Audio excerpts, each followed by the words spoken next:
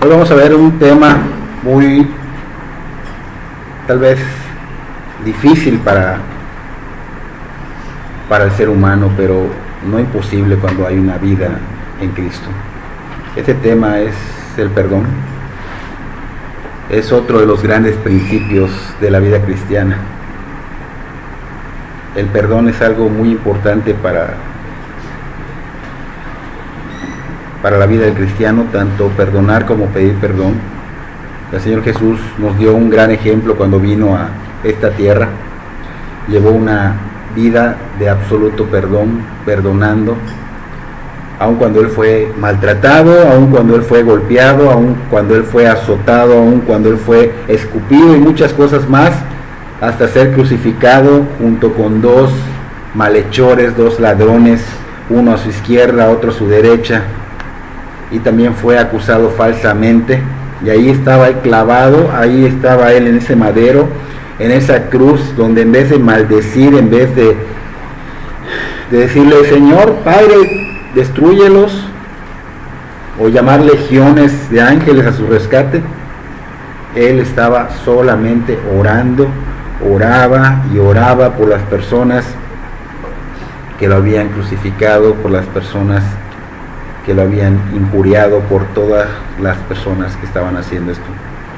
Pero ¿qué oró el Señor Jesús? Ahí donde vamos a Lucas, vamos a abrir nuestra Biblia en el Evangelio de Lucas, capítulo 23, versículo 33 y 34 del Evangelio de Lucas.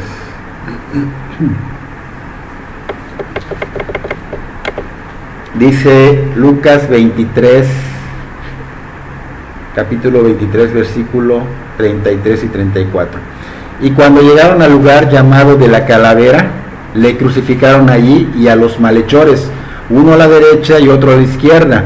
Y Jesús decía, Padre, perdónalos, porque no saben lo que hacen.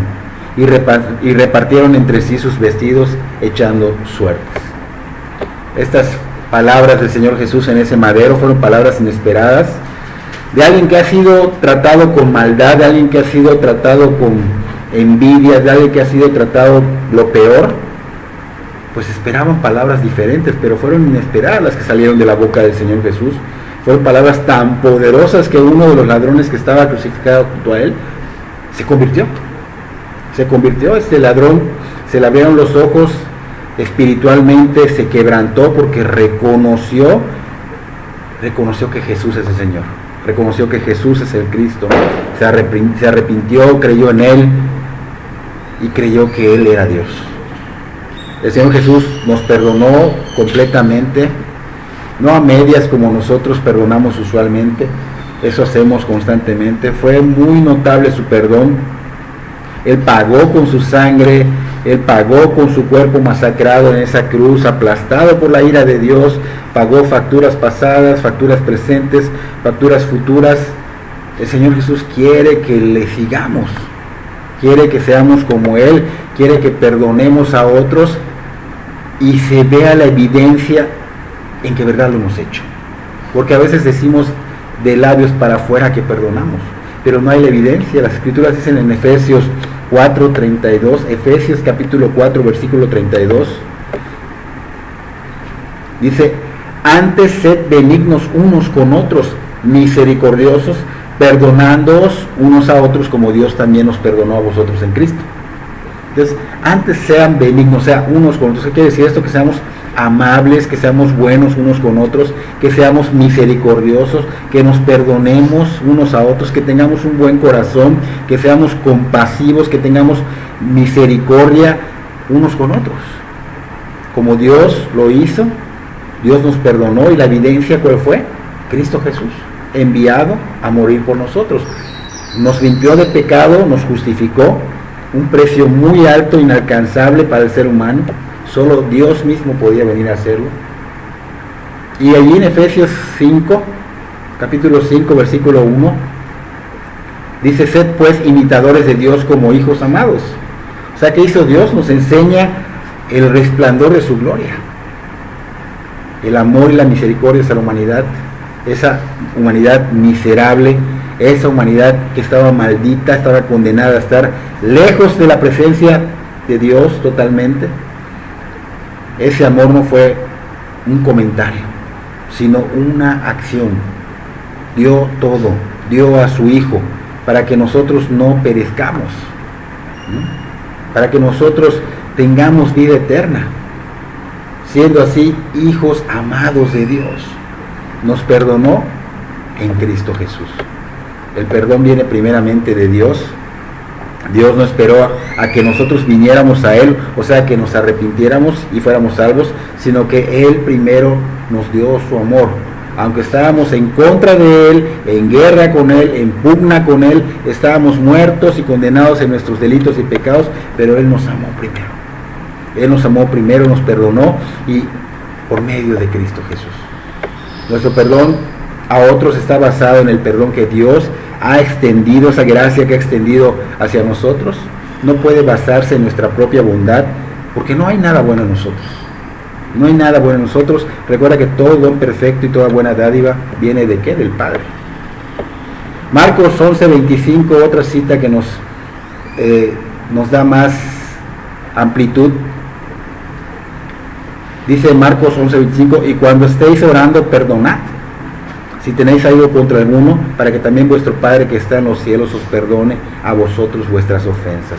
O sea, ¿qué nos quiere decir acá el Señor Jesús? Que tenemos que tener una actitud con perdón. Que una actitud de falta de perdón, de no querer perdonar, puede estar causando un estorbo en nuestra vida espiritual. Puede estar causando un estorbo a nuestras oraciones. El contexto nos lo señala igual tanto allá como en Salmos 66:18. El contexto nos da una amplitud, pero vamos a tocar este Salmo 66:18, que más o menos coincide con el contexto de Marcos. Si en mi corazón hubiese yo mirado a la iniquidad, el Señor no me habría escuchado. O sea que si no hubiese yo confesado el pecado que tengo en mi corazón, el Señor no me habría escuchado. El Señor Jesús nos dice que el perdón de Dios depende de que tú y yo perdonemos a otros. La aceptación de Dios y su perdón dependen completamente de lo que Jesús hizo por ti y por mí en la cruz. Así que si hemos sido perdonados, entonces estamos dispuestos a perdonar a otros, porque el perdón no conoce límites. Para un cristiano no hay límites para perdonar. Ningún error es muy grande o pequeño para no ser perdonado. Mateo 18, del 21 al 35,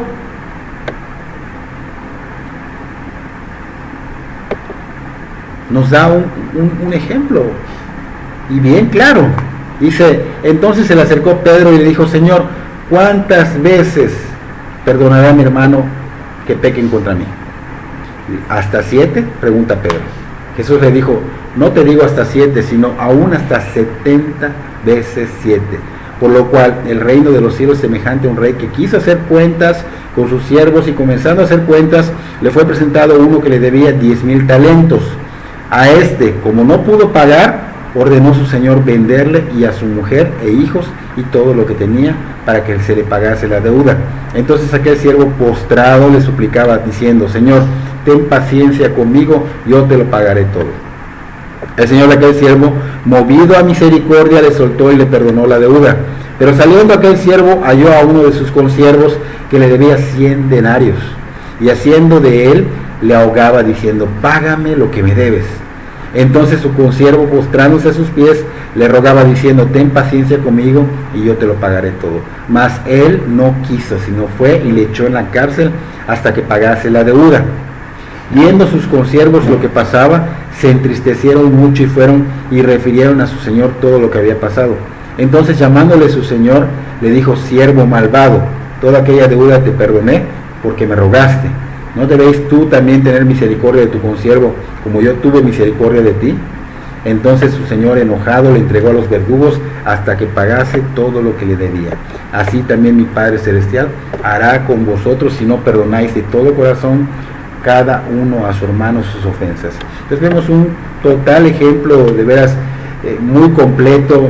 En esos tiempos los líderes religiosos enseñaban que si te ofendían debías perdonar 2 o 3 veces como máximo. Pedro, juntando toda la compasión que pudo, le pregunta a Jesús, al Señor Jesús, si perdonar hasta 7 veces era suficiente. Imagínate el impacto que recibió Pedro cuando el Señor Jesús le dijo que tenía que perdonar, no solo 7, sino hasta 70 veces 7, o 490 veces, si quieres verlo así. Pero el Señor Jesús quiso decir que no hay límite. El Señor Jesús relata la historia de un hombre al cual se le perdonó una deuda muy muy grande, quizá unos 10 millones de dólares, pero este hombre no fue capaz de perdonar a otro una deuda muchísimo menor, quizá unos $2,000. Entonces el Señor Jesús, ¿qué quiere? Quiere que veamos que somos pecadores y que como tales hemos sido perdonados en gran manera. Por lo tanto, nosotros debemos perdonar a los que nos hacen mal, no importando cuánto daño nos esté haciendo, no importando cuánto daño nos estén causando o nos hayan causado. Ellos nos deben muy poco comparado con lo que nosotros le debemos al Señor. Así que esto no es algo que podamos decir, lo elijo o no lo elijo, sino que es un mandato de Dios, y muchas personas perdonamos a unos y a otros no, lamentablemente. Y eso pasa en la vida de nosotros. Por eso tenemos que realmente enfocarnos en lo que el Señor Jesús nos manda y no olvidarnos de lo que Él pagó en la cruz, no olvidarnos de lo que Él hizo por nosotros, porque realmente comparado a lo que nosotros nos deben es insignificante. Mateo 5, 43 al 48. Oíste que fue dicho, amarás a tu prójimo y aborrecerás a tu enemigo. Pero yo os digo, amad a vuestros enemigos, bendecid a los que os maldicen, haced bien a los que os aborrecen, y orad por los que os ultrajan y os persiguen, para que seáis hijos de vuestro Padre que está en los cielos, que hace salir su sol sobre malos y buenos, y que hace llover sobre justos e injustos. Porque si amas a los que os aman, ¿qué recompensa tendréis? ¿No hacen también lo mismo los publicanos? Y si saludáis a vuestros hermanos solamente, ¿qué hacéis de más? ¿No hacen también así los gentiles? Sed pues vosotros perfectos, como vuestro Padre que está en los cielos es perfecto. Entonces aquí nos está diciendo el Señor que si devolvemos un mal por un bien es algo diabólico. Devolver bien por bien es algo que humanamente se puede hacer, pero devolver bien por un mal que te han hecho es algo que es divino, que solamente puede venir de Dios. Entonces, no solo debemos perdonar a nuestros enemigos, sino que también debemos amarlos.